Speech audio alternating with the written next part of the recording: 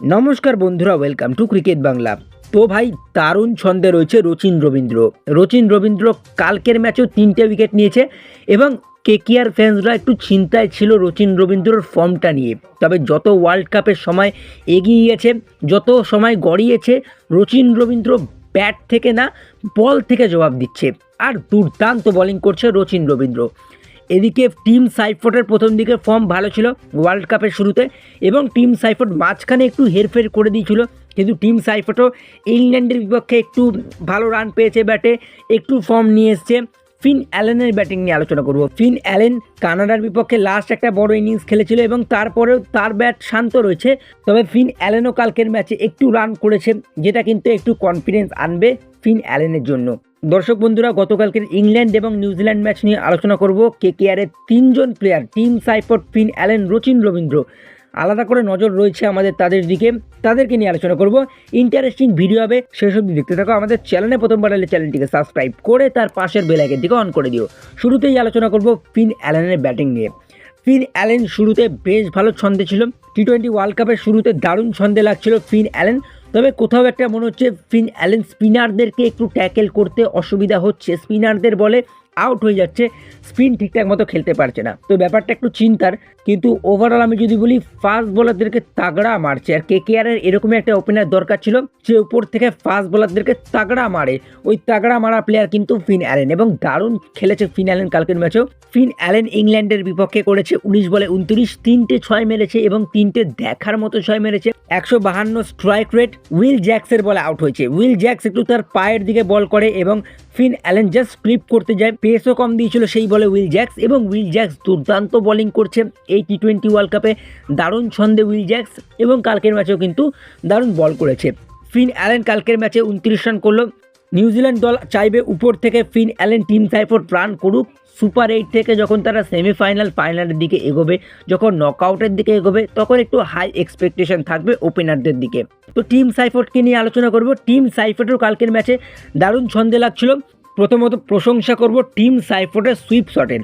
Team সাইফোর্ট কালকে দুর্দান্ত sweep shot খেলছিল এবং আমরা দেখছিলাম স্পিনাররা যখন অফ স্ট্যাম্পের বাইরে একটু হালকা বল করছিল, সেই বলগুলোকে কিন্তু গ্যাপ খুঁজে মারছে। সব থেকে বড় বাউন্ডারি ছিল কলম্বো স্টেডিয়ামের লেগ সাইডে কাউ কর্নারের দিকে, সেই দিকে 6 মেরেছে। দুর্দান্ত ব্যাটিং।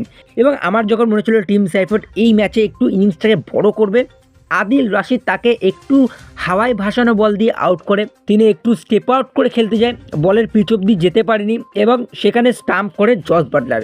যদিও জস বাটলারের ব্যাটিং নিয়ে যদি আলোচনা করি, জস বাটলার অত্যন্ত খারাপ ফর্মে, এবং সেই জায়গাতে দাঁড়িয়ে কিন্তু আমার একটু টেনশন হচ্ছে। তার কারণ ওয়েস্ট ইন্ডিজকে যদি ভারত হারায় এবং ইংল্যান্ড গ্রুপ 2 এর টপ টিম, অর্থাৎ ভারতীয় দল যদি ওয়েস্ট ইন্ডিজকে হারায়, ভারতীয় দল গ্রুপ 1 থেকে সেকেন্ডে কোয়ালিফাই করবে এবং ইংল্যান্ড গ্রুপ 2 থেকে টপে কোয়ালিফাই করেছে। অর্থাৎ ইংল্যান্ড এবং ভারতের সেমিফাইনাল আমরা দেখতে পারি, যেখানে একটু চিন্তা লাগছে জস বাটলারকে নিয়ে। তার কারণ জস বাটলার কোনো ম্যাচে চলেনি, তবে জস বাটলারের ওভারঅল স্ট্যাটস কিন্তু ভারতের বিপক্ষে দুর্দান্ত। তো দেখা যাক এবারে কি হয়। বাকি টিম সাইফোর্টের ব্যাটিংও দুর্দান্ত লেগেছে বললাম। টিম সাইফোর্ট রাশিদের বলে আউট হয়েছে, একটু হাওয়ায় ভাসানো বল ছিল বললাম একটু আগেই। তবে এবারে আলোচনা করবো রচিন রবীন্দ্রকে নিয়ে। রচিন রবীন্দ্র ব্যাটিংয়ে ফর্ম রয়েছে, তবে কালকের ম্যাচে একদমই ফ্লপ গেছে ব্যাটে। 11 রান করলো 13 বলে। রচিন রবীন্দ্র ব্যাটিংটা নিয়ে যত না প্রশংসা করব, তার থেকে বেশি প্রশংসা থাকছে বোলিংটা নিয়ে। দুর্দান্ত বোলিং করছে এবং চালাকির সাথে বোলিং করছে। ইংল্যান্ডের 2টো লেফট হ্যান্ড ব্যাটসম্যানকে আউট করে, যেখানে প্রায়শই আমরা ক্যাপ্টেন্সদের দেখেছি বাহাতি ব্যাটসম্যানের সামনে বাহাতি অফ স্পিনারদেরকে কমই দিতে, কিন্তু কালকে রচিন রবীন্দ্র পুরো 4 ওভারে স্পেল করে গেছে এবং দুর্দান্ত বোলিং করছে। 4-4 8 ওভার স্পেল করলো পরপর 2টো ম্যাচে। কালকে 3টে উইকেট নিয়েছে। জেকব ব্যাথেলের উইকেট নিয়েছে একটা, ফিলিপস একটা দুর্দান্ত এখানে ক্যাচ নিয়েছে। ফ্রম ব্যান্টনকে আউট করে একদম হাওয়ায় ভাসানো বল দিয়ে অফ স্টাম্পের বাইরে দুর্দান্ত বোলিং, এবং তার সঙ্গে আউট করে স্যাম কারানকে, যেখানে স্যাম কারানকে একটু শর্ট টাইপ বল দেয়, একটু হাওয়ায় ভাসানো বল দেয়। এবং সব থেকে বেশি প্রশংসা করব রচিন রবীন্দ্রর হাওয়ায় ভাসানো বলগুলো, যেগুলো কিন্তু ব্যাটসম্যানদের একটু অসুবিধা দিয়েছে। তারা বড় শট খেলতে গিয়ে তাদের উইকেট পড়ার সম্ভাবনা বেড়েছে। সেখানে রচিন রবীন্দ্র 3টে উইকেট কিন্তু বলে কম গতি দিয়ে পেয়েছে, অর্থাৎ দুর্দান্ত বোলিং। এবং কেকেআরের কাছে আরও একটা স্পিনার অপশান খুলে গেল। রচিন রবীন্দ্র আরও একটা বোলিং অপশান খুলে যাচ্ছে, যদিও রচিন রবীন্দ্রকে আমরা হয়তো প্রথমের দিকে প্লেইং 11-এ দেখবো না। হ্যাঁ, এবারে যদি প্রত্যেকটা ম্যাচে এরকম পারফরমেন্স করে ব্যাটে বলে, তখন হয়তো আমরা কেকেআরের প্লেইং 11-এ একটু চমক দেখতে পারি। তো ওভারঅল এই ম্যাচে ইংল্যান্ড কিন্তু 3 বল থাকতে 4 উইকেট হাতে রেখে ম্যাচটা জিতেছে, যেটা কিন্তু পাকিস্তানের জন্য ভালো হলো। পাকিস্তানের জন্য একটা লাইফ লাইন খুলে গেল। পাকিস্তান আজকের ম্যাচে ডিফেন্ড করতে নেমে যদি 65 রান জেতে এবং চেস করতে নেমে যদি 13 ওভারের মধ্যে চেস কমপ্লিট করে, তাহলে কিন্তু পাকিস্তান সেমিফাইনালের জন্য কোয়ালিফাই করবে। অর্থাৎ পাকিস্তানের সঙ্গে হবে সাউথ আফ্রিকার খেলা যদি পাকিস্তান কোয়ালিফাই করে। আর কালকে যদি ভারতীয় দল ওয়েস্ট ইন্ডিজকে হারায়, তাহলে ভারত খেলবে ইংল্যান্ডের সাথে সেমিফাইনাল। দুর্দান্ত কটা ম্যাচ রয়েছে টি20 ওয়ার্ল্ড কাপে। আপডেট আপনারা পেয়ে যাবেন। তবে আপডেট জানার জন্য অবশ্যই ক্রিকেট বাংলা ইউটিউব চ্যানেলটিকে সাবস্ক্রাইব করে তার পাশের বেল আইকনটিকে অন করে দেবেন। তো চলো আজকের ভিডিওতে এইটুকুই, টাটা।